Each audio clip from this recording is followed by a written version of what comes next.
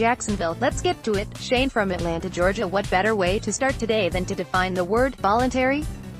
It indeed is that time of the NFL offseason,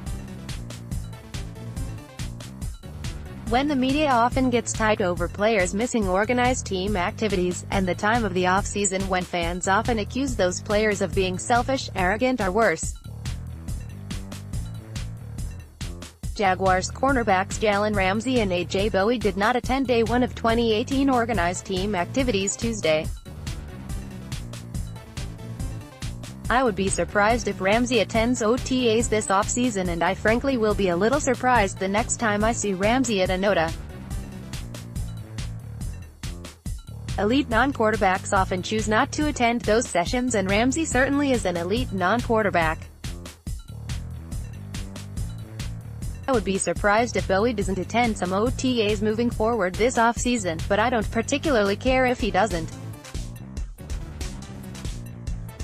He is an all-pro player, and it's debatable how much elite non-quarterbacks really get from non-padded work in May and/or June. As for voluntary, it's defined as done, given or acting of one's own free will. That applies to the NFL whether or not public perception agrees. I suppose the best way to close this answer is, as I usually do when discussing this topic, by deferring to Edgerrin James, a clear-thinking running back who I enjoyed covering for 5 seasons with the Indianapolis Colts and who rarely attended a voluntary OTA. I'd only went to college for 2.5 years. James famously said while choosing to not participate in a 2001 OTA sessions, but I think I know the meaning of the word voluntary. Josiah from Fargo. ND Hey John, what? Josiah, for the love of all that's holy, what? David from Orlando, Florida. Ozone, it seems that many of our draft picks and free agents have an analytical feel to them. For example, defensive tackle Taven Bryan didn't have eye-popping production in college. However, if your calculations are based on size, speed and athletic ability, he jumps off the analytical charts and appears the obvious choice. Free agents like A.J. Bouye, Malik Jackson, Calais Campbell and Andrew Norwell also were at the head of the class when you analyze the numbers, as the folks at Pro Football Focus are known to do.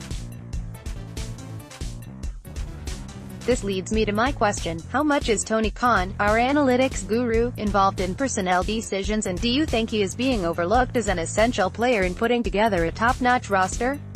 Jaguars owner Tony Khan is very involved in the team's personnel decisions, and his role in roster acquisitions indeed often is overlooked. He's not really given to seeking attention for his contributions, as such he doesn't always get due recognition.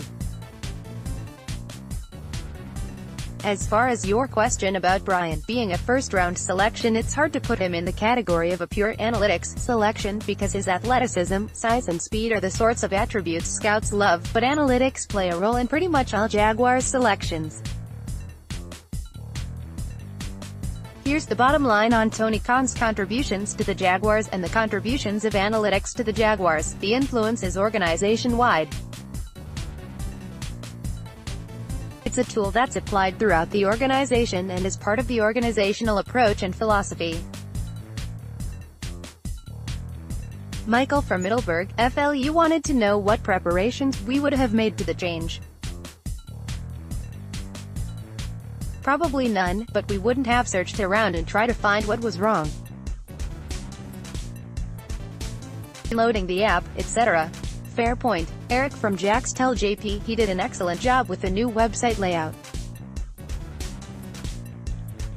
Are any practices open to the public? Shadrack's keen eye for detail and innate design sense is just one of his many strengths that are often overshadowed by his many other strengths. All OTA and minicamp practices are closed to the public. Brian from Jacksonville, when answering emails for the Ozone, what album, yeah, showed my age, would you play? 1. The Clash, Sandinista. 2. The Pixies, Doolittle. 3. X, In Love Gran. 4. R.E.M. Document. Anything by Joy Division. You know, the whole utter hopelessness vibe. Bill from Ponte Vedra Beach, FL. Are people underestimating how hard the 2018 schedule could be? Brutal conference winner schedule, plus, the AFC South will be harder if Watson and Luck are healthy. 10-6 would be great. No, people aren't underestimating this, a lot of people aren't, anyway. I actually hear people talk about the difficulty of the Jaguars' 2018 schedule all the time. And maybe it will be hard. Or maybe there will be a lot of injuries, or a team or two won't play as well as expected and it won't be as hard. Projecting schedule difficulty in May is very tricky. It honestly often can't be done until 5 or 6 weeks into the season. Mike from Street Mary's, got late to the party, as usual, but I heard a former sneaker designer from Nike talking about how they would design shoes. It shed some light on why the Jaguars' previous uniforms looked how they did. He said that when they introduced a new sneaker, they didn't want people to initially like it, they wanted to change the mold with each new design, to allow the brand to grow with the upcoming generations. Made sense in a way and definitely defined the changes made on the older uniform. This new website, though. I know. Awesome, right? Kevin from Duval. Richie Incognito just hit free agency. Interesting plot twist. If we can slap another Pro Bowl caliber player on the interior offensive line, we end up having the best line in the league. But then the other part of me says, hey Kev, don't lose your focus. We need to keep cap space for Miles Jackson, Yannick Ngakwe's contracts next year. Stay the course. Would we have the best offensive line in the league if we picked him up? Should we? Will we? Meh. Travis from High Springs, FL. I've always heard running back is the easiest position to transition from college to the NFL, and that they can come in and be productive right away. And you have said before you believe players make their biggest jump between years 1 and 2. So, my question, do you think that as productive as Leonard Fournette was last year that he will be able to take a major step forward this season? I do see Fournette taking a jump in 2018. Part of this is because as a second-year player he will be more acclimated and ready for what lies ahead this season. But the biggest reason I see him taking a step forward is I expect the Jaguars' offensive line to be improved, and I think Fournette will therefore have more room at the line of scrimmage. He gained just over 1,000 yards with a yards per attempt of just under 4.0 yards last season. I would be surprised if those numbers don't improve next season. Don from Norfolk, Virginia. Is there any way they can fit more than a dozen annoying ads in your column? Give it time, Don. Give it time. Stephen from Jacksonville. Since the 2018 NFL Draft's conclusion, there has been a widely discussed opinion that the Jaguars' defense is now even better with the addition of Taven Bryan and Ronnie Harrison. Paired with the free agent signing of DJ Hayden to play nickel, it seems reasonable to expect the Jaguars' defense will be able to continue their dominant play in 2018. However, I wonder, is this thinking correct?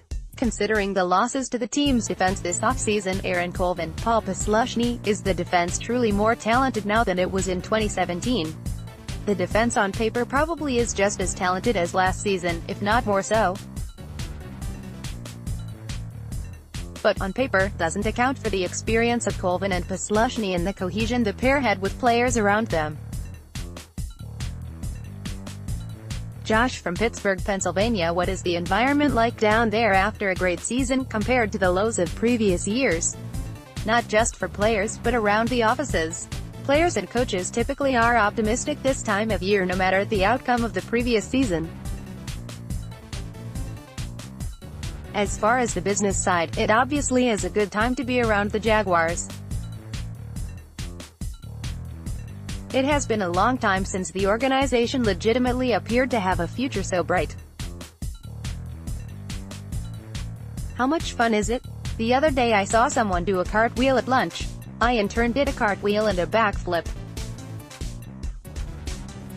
Sexton followed with what he boldly called his happy dance, which was really a cross between Michael Jackson's moonwalk and a river dance, and yelled, "Karaoke time," before busting out the sweetest rendition of Sugar Ray's "I Just Wanna Fly" you ever want to hear. I kid you not. That's honestly how it is down here pretty much on a daily basis these days, just double-barreled, 24/7 fun.